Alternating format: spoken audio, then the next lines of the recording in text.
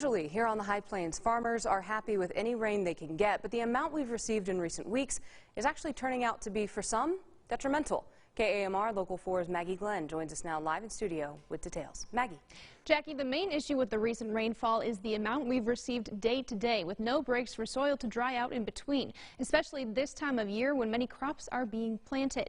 A lot of farmers are behind in planting. Some haven't been able to plant at all or have planted, and seeds are actually rotting in the soil, so they may have to consider replanting.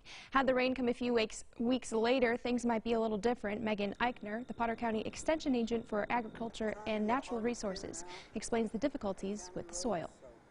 Consecutive days of quite a bit of moisture hasn't allowed for the top to dry out, which is you're going to plant seeds within, the first 2 inches of the soil typically. So if the top isn't able to dry out enough before the next set of moisture comes through, that's the issue.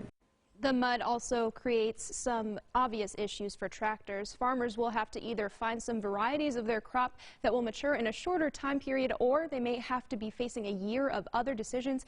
That could include not being able to grow a crop in that field at all. Live in studio, Maggie Glenn, KAMR Local 4 News. Jackie. Maggie, thank you. It's not all bad news. Eichner says the rainfall is good for wheat, unless the field is just standing water, and also great for those who are in the cattle industry as well.